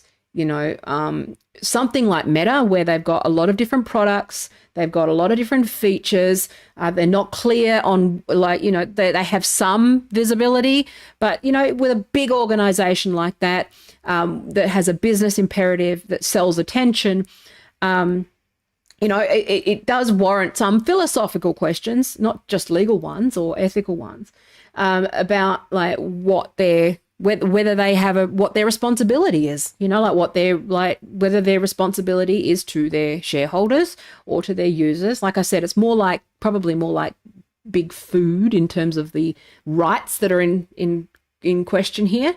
Not so much, not tobacco. I don't think I think it's hyperbolic, and I think it diminishes the complexity and reduces the complexity by making it like contrasting it or comparing it with tobacco. It's not the same. It's more like, you know, it's more like food where everyone needs to eat. Some people develop eating disorders, but some people develop eating disorders, some people where they eat none. Some people develop eating disorders where they eat too much. A lot of people eat the wrong foods, you know, like it's more complicated than that. And, you know, when they put stuff that is like sugar is a good example, when they deliberately like put sugar or caffeine or things that are addictive in the food, then there could well be some liability. But there's also, you know, like that's an area of like legal grey around like personal responsibility and agency and parenting. And, you know, if you want your kids to like not eat shit, then don't give them shit. You know, it's the same thing with technology. But at the same time, you know, you need regulations. Like you can't advertise junk food to children, like in children's television, like in the, you know, like the regulatory framework is probably similar to putting some constraints around what you can advertise to children. Okay. Now, whether or not adults can be trusted and are responsible, and to the degree, like, again, this is where some of that radicalization stuff becomes more complex, because when you look at the data around media literacy, around civics, you know, the various other things, that becomes a grey area around how responsible they are for, you know, like this whole misinformation thing, like how, because I think that when you outright reject the idea that misinformation is a problem, I think you ignore the fact that not everyone is in their right mind. There are vulnerable people. We do have a real problem of, you know, everyone's got that family member, sometimes more than one, who is just, they're gone off the deep end. You've seen that specific journey, and it is a journey that is identical to people that, you know, like are unrelated. Like everyone, it's just something that you can actually like predict and track. And if something follows a predictable path, that means that there is a predictable set of nudges that's probably driving it. And so regulation around those things, that's where it becomes a lot more tricky, right? So, you know, you get what I'm saying? And that's where having some gates around product design and what is ethical and unethical design, you know, it's like, well, we can I mean, I don't think cigarettes should be legal, you know, like I think that there comes a point where, you know, but that said, you get again, I've talked about this a few times in the last few days, because everyone's like losing their mind about surrogacy and all that shit. And I'm like, well, I also think that there's a pragmatic aspect to some of these things where you might not like it. It maybe should be illegal. But what are people going to do if it is illegal? So like it's that prohibition argument, right?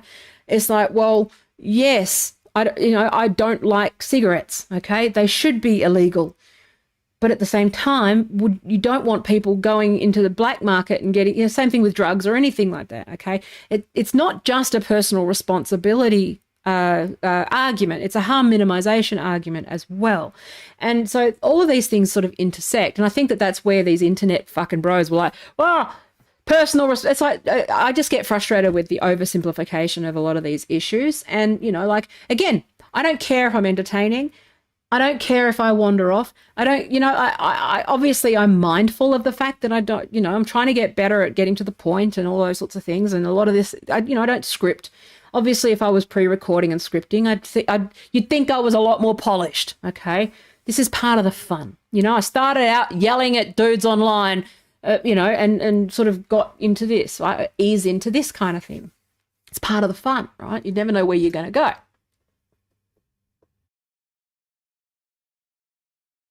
But at the same time, it's like, you know, it is very, you can't package up these issues.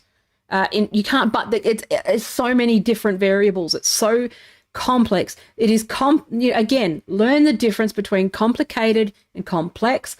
Complex, the second that you see some idiot making like a 30-second video about complex issues, just assume that they don't know what they're talking about, because you cannot possibly explore this landscape in a way that is a TikTok video. Okay? You just can't. You can bite it into small chunks. You know, you could say, hey, you know, make it into a slogan, but you're not going to actually get anywhere, right? It's like, well, okay. So some of the research around like slot machine like types are, you know, what are they called? Loot boxes in Fortnite, right? Some of the site research around loot boxes in Fortnite. And again, it's like, well, yes, they can cause gambling behaviors. They, particularly in young kids, and a lot of the things with loot boxes is that it doesn't actually contribute to gaming addiction per se, but it actually there was something about it. I can't. Actually, no, I'm not going to talk about it because I can't remember. I'm blending my studies together, and I'm going to misspeak. But it was really interesting around loot boxes because all is not what it appears, okay? So when they actually do the study and they look at the details, sometimes the thing that feels intuitively true, which is, you know, a loot box in an 8-year-old's video game is training them to be gamblers. The answer is yes, but it's also, but why and how? And how specifically does it do that? Because what actually happens is that the kids actually, most of them don't have any money. So they just kind of, they ignore it and they just use it normally and healthily because it's not an option for them. Okay. So again, this is that when right wingers in the online and the US, and they're arguing, don't argue with hypotheticals that haven't happened. Okay, because unfortunately, because you don't, it stops you from looking at the data that exists in front of you. Okay, yes, sometimes you can, like, you know, determine patterns and extrapolate kind of what's going to happen. But the nature of these issues and these complexities is that we don't actually know a lot of stuff, and some of the results may be the opposite of what you think, of what is intuitively true. Like, you know, you can't just make a blanket statement about social media being harmful, okay? Because it's not necessarily. It depends. Like gaming communities in particular, like Xbox Live and those things, they can be tremendously valuable for boys with autism, for example. The way that they use it is very different versus Instagram with like teenage girls, where they've got that sort of, you know, comparison thing, which does cause harm in some girls, because most of the girls that aren't, you know, again, they're only, and also you've got sample biases as well, because obviously that, you know, if you're going to be studying, the nature of studying something like Instagram, okay, is that it's difficult to find a control group, because you've got like you're going to be studying the people who are using Instagram in the first place, and there's a certain like behavioral like predisposition or temperamental profile, all those sorts of things, that there's a psych profile that draws them to Instagram in the first place. So is it a chicken or the egg problem, right? This is what I'm trying to say. So you've got these sampling biases. Now, it's very, very tricky to get to the bottom of what's actually causing these things. And I do try to assume, this is where I think you get, you know, like, this is why I've been getting frustrated with people like Russell Brand, because it conflates too many things and makes too many generalizations. And when it's actually not that simple. And it also isn't necessarily a conspiracy. It is just I've said, it's not a conspiracy, it's a phenomenon. Like they're different, it's more of an intersection of completely benign things that have created this problem. Okay. Again, it's not big tobacco. There's no conspiracy to cover stuff up. Yes, there is some evidence that they've turned a blind eye to it, but we knew this because it's a public company. What do you think? That their fiduciary responsibility is to their shareholders, not to their users. And it's like, well, that doesn't mean that it's a conspiracy. It means it's capitalism, and it means that the business model and, all these things like are broken. It's that Facebook has the wrong business model. It doesn't necessarily mean that things are evil. I know better than anyone that it is impossible to even work in these businesses without trading some of your ethics or making trade-offs.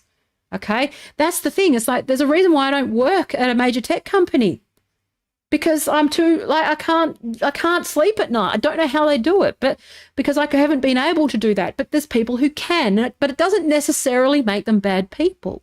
They just have blind spots, and it's like just move forward to the solutions. And as much as I say, get one over on them and issue a complaint, stop doing politics that isn't politics. You're not doing anything. If you're not a political actor, you're not a political commentator unless you are doing things, unless you are, proposing solutions, issuing complaints, advocating for people, doing something real, showing up to meetings, opening up a fucking tab and reading Wikipedia about the basics. You're not doing politics. You're being it's just like it's nothing. It doesn't mean anything. You're just talking shit. Okay? And if that's a bit optimistic. If 1% of the people who had opinions on politics did politics, things would be different. If they actually did stuff, things could be a lot different. But no, you just rather sit around and moan about the problem. Okay. All right, well, good. You're moaning about the problem. You're not in politics. Okay.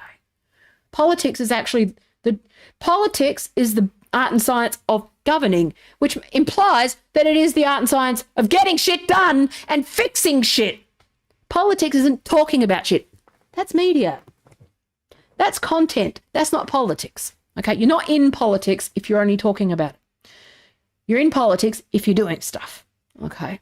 And that's as much for me as a reminder for me as it is for anyone else, because I get caught up talking about stuff, and, I do play a role in sort of hoping that you'll go, oh, maybe I should complain to the ACCC and exercise my rights and be the test case. I have been doing stuff behind the scenes. I'm working on solutions. This is just something that I do so that I don't if I am ever approached to be on a camera, I don't want to vomit. It's something that I enjoy doing. But it's very important to understand that there's no easy answers for stuff. Stop consuming bollocks and stop giving money to people who only feed bollocks. It's so frustrating to me. And I know people can't afford it, but people can afford something. Tim Paul's still making money. There's lots of people who are still making money, and I'm not. And I put 10 times more work in than he does into doing the right thing and trying to, he doesn't tell men to fuck off and get their shit together like I do, but you need to hear it. Thing is, I tell you what you need to hear, not necessarily what you want to hear. And, it's like, well, I wish more people valued that. I wish more people valued people who were willing to give them some tough love rather than just, I'm not a prostitute. I'm not here to get you to come. I'm here to tell you, I'm not here to amuse you and be candy for your own ego.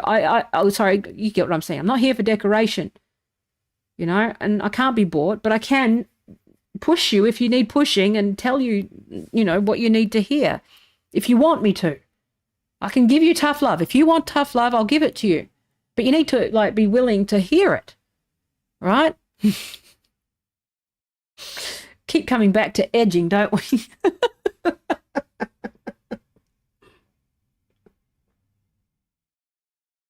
But you get what I'm saying.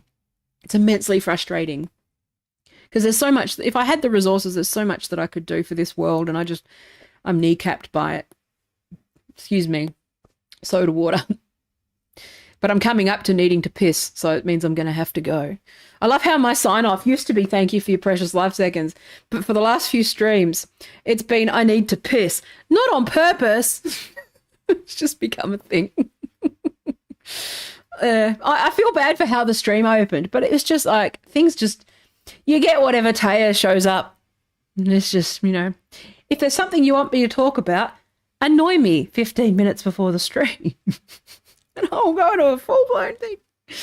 But no, and I don't want it to be misconstrued. I feel it's not that I feel ungrateful for people's support.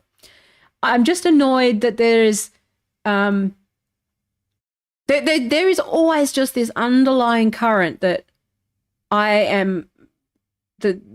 everything that men do for you has some degree of control to it, that I'm not my own person with my own ideas that knows what I want, right? There's a lot of people who just tell me what I want, and my husband doesn't do that. But, I get, when I just say something, they go, oh, you're interrupting. No, this is a conversation that we're having two-way. Or I assert a boundary, I'm rude, or seeing a question mark where there was a full stop and I'm just assuming that I don't know things. Again, in and of themselves, individually, not a big problem. But when it's like 20 times a day, 30 times a day, it is ongoing, it is constant. And so, and I'm just in a business where you are never right. You are always clients know best, everyone knows best. And it's like, I do know stuff. I feel like, when your kids first start school, when you've got little kids and they first start school, and everything that the teacher says is right, even if it's stuff you've been saying for years, suddenly everything that teacher says is correct. It feels like that every day professionally for me, because everything that men say, they have that. It's like, did I fucking stutter? Did I not say it? I said it 20 different ways, the same thing, but you're just saying it now as though I don't, and assuming that I didn't know that. And it's like, the one thing I ask is that before you offer an opinion on what I'm saying, is that you do actually engage in the things that I've actually said before. I've got 600 hours of content. I've got, I've got a whole website there. Okay. I've got all these things. You can get a pretty good sense of what I'm about if you just put in a little bit of effort. Okay. Now, obviously I need to make that experience a little bit better. Okay. I'm working on that with the website now, and that's coming. But at the same time, it's like, it would be nice if people met me at least a little bit halfway and accepted that I actually do know some stuff. I'm not just some idiot that flew in and is just saying stuff. I actually have an important message to share, which is, if that means saying, you have the ability, the law has shifted to a point where you have the ability to maybe, make a difference, right? By organizing collectively to complain to consumer, under consumer law. The landscape is very different, and the sentiment is very different around big tech than it was when, a decade ago. They're behind, but they're catching up fast. And it's regulatory stuff, they're looking for cases. They're looking for reasons and people to be, because the ACCC can't take action against these companies unless there's a complainant, right? They can't do it. So, you have rights. You have the ability to do stuff. And it's like people are just going, big tech, fucking constantly. And it's like, well, what are you doing? I mean, there's that dickhead from Rebel News, that Avi, what's his name? Yemeni, whatever his name is. And to his credit, he takes them to court a lot. I mean, he's a dickhead and he's got no case, but he takes them to court, right? And that's, he does something. To his credit, he does stuff. He doesn't just sit there moaning, okay? And he doesn't sit there just wrecking and complaining and I'm not going to pay for shit, but I'm going to complain about everything. And I'm just going to it's like, I just don't think that's a good, just sitting around complaining all the time. So what do you do? It's like, what a waste of life. What a waste of fucking life that is, to just sit around complaining about everything. It's very hard. It's very hard to be in the, not to be that cliched quote about being in the arena, but get in the arena, and then you can criticize and then you can complain. If you're not in the arena, then, shut the fuck up and listen to those who are, because those who are actually know some stuff and have maybe walked some road, but that might make it easier for you, okay? Which is that I've gone through all of this legal shit with big tech. I've gone through all of these things. I know the answers. I know where the dead ends are. I know, I've thought about this. I've spent years dedicated to thinking about these potential solutions. And then I get some dickhead online going, you don't know what you're talking about. Well, okay, fine. Come back to me 5 years after you've done 5 years of work. Go on then. Off you go. But it would be nice if I had a bit more, I wasn't so stressed about fucking money. I can't believe how lucrative being an idiot is. That's the frustrating part, is that I can't monetize this shit. But anyway. Thank you. I think it's time to go. I got to piss. And thank you for your precious life seconds. Coming up to an hour and 40. I add nearly 2 hours. That's too long. It's too much to for everyone. I'll be back probably Monday. In the lead up to Christmas and stuff, I'm just going to be exercising the muscles. I'm trying to decide, like I said, earlier in the stream, if you weren't around then, I'm just doing an audit and rethinking everything. And I'm still doing the muscles and stuff in the meantime. But I may end up doing a bit more pre-recorded stuff. I may even end up just starting fresh with a new channel. I may end up leaving X. I've just got to do it proper. I'm going to treat myself as a proper client rather than just, and I would advise the client to do an audit. And I'm just, like I said, I'm too emotionally invested to be able to do what I think needs to be done, which is to leave X. But I need to have a plan. I need to have other solutions. Not leave X, but not use it. I'm too emotionally attached to it. But anyway, I love you. Have a great weekend. Sorry, fellas. I hope that if you were there for when I started yelling at the beginning, I was just, fuck. Anyway, it's never as bad. I always think I was worse than I was. And then I watch it back and it's funny. I'm never that mad. It's just, you have a bit of fun and a bit of hyperbole. You got to perform and stuff. And anyway, so I'm sure I look forward to the DMs saying, that's not what I meant. I was just offering to help. How dare you be so ungrateful? Oh, I won't help you ever again. Well, you didn't help me to begin with. So what are you, withdrawing your vast fortune? Oh no. Sorry. Were you paying me $15 million a month like you were before? You might take it away. Uh-oh. No, you weren't. So fuck off. If you're paying me, I care. Hi, Matt. Hi, everyone. Hi, patrons. I love you. But if you're not a patron, unless you or some, people who have been around regulars, I'm not saying that me caring has money attached. You know what I'm saying? It's oh my gosh, will you withdraw the fucking $0 that you've paid me? Sorry, I cost more than that. And the more that you want me to not say what I want to say, the more it costs. And if you look at my Patreon tiers, you'll see a $15 million a month tier for that purpose. Because I'm not that fucking cheap. Because I can't be bought with clout.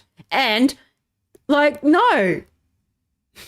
Make more money as a consultant. I'm not going to sell fucking $5 a month and have myself, I'm not going to have myself owned for I can't even shut my fucking mouth for $300 an hour. Why the fuck would I shut my mouth for $5 a month?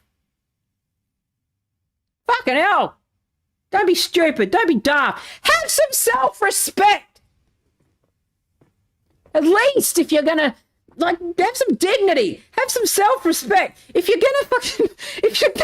gonna compromise yourself and say shit that you don't mean, charge more. Don't do it for free. Fuck. Anyway, love you. There's a clip. Feel free to clip that. I may. Anyway, I love you. Take care. And I do love the laptop. It just doesn't work with Creative Suite. It's fine. I wasn't complaining. I was just saying a fact. Fuck. Just use the other old laptop for Creative Suite. Or whatever it is, Creative Cloud, whatever the fuck. It's still Photoshop 4 for me. Still Creative fucking Photoshop 6. Nothing changed. I'm stuck in the 90s. I'm fixed. It's Twitter. Well, Twitter wasn't around in the 90s. You know what I mean? I'm stuck there. I'm stuck in the glory days, and that's it. I'm of an age now where I can't change. It's the same. So this is me now. Why would I pretend to be anything else? I've got enough age and wisdom to, like, not give a fuck. Anyway, become a patron. Then you can tell me what to say. And even then, it's got to be a higher tier. Fuck you. Otherwise. Anyway. Gee, I wonder why VCs wouldn't invest in my product as a founder. Because they said they invest in... I think it might be because I'm a bit lippy.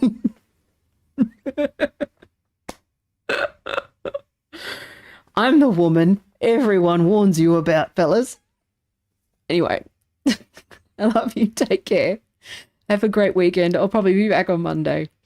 And it is school holidays, so I'm a little bit frenzied, and it's also Christmas, so I'm trying to get my website and trying to get everything done because zero income for like the next foreseeable future, except for like a few patrons, so I'm a bit like very stressed. But that's okay. We soldier on. We're in it together. We're all broke ass fucking nobodies together. Anyway. Oh yeah, I should do this, shouldn't I? Where is it? I should put this up. Or I could freeze it. Or, you know what I could do? I could just make the whole thing fucking crash. That's what I could do. Here you go, QR codes and everything. Fancy. Thanks, Stephen. It was good to see you. I don't want to make anyone feel guilty for not giving, like, being a patron or anything. I feel bad. It's just, it's all said in fun. And I think when you've come to a few different streams, you understand that I'm just talking shit, and I will instantly regret it, and I'll get off stream and I'll be like, oh, fuck, what did I say? But part of the charm. One thing you know about me is that I will, like, I don't hide anything. I don't hide behind edits and clips, and, like, you just get what you get. You get me. So, and that's, that authenticity is rare. And people misspeak, and people are assholes and say douchebag things. I happen to do it just live. It's good. If I ever do actually take off, I have got such a body of I've already cancelled myself. If you go back through, Jesus fucking Christ, I say some shit.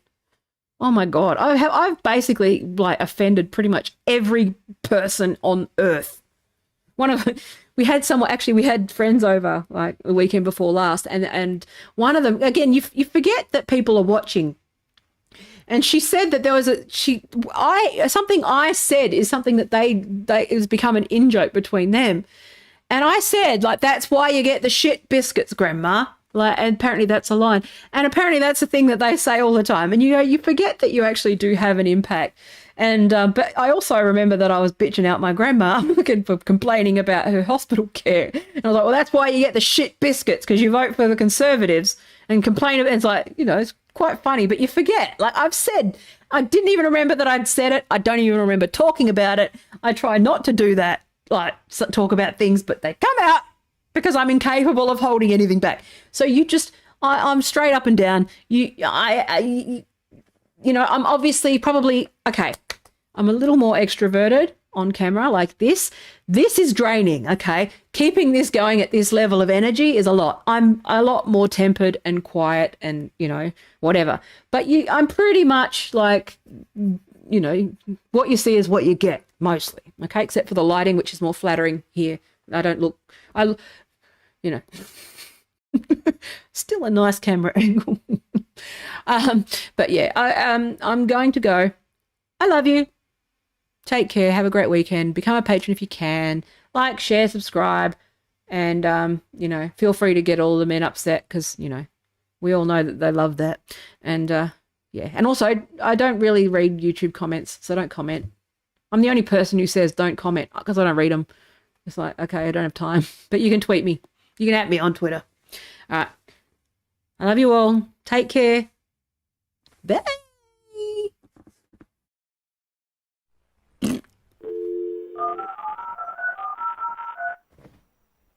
Thanks, David. Sorry, Matt.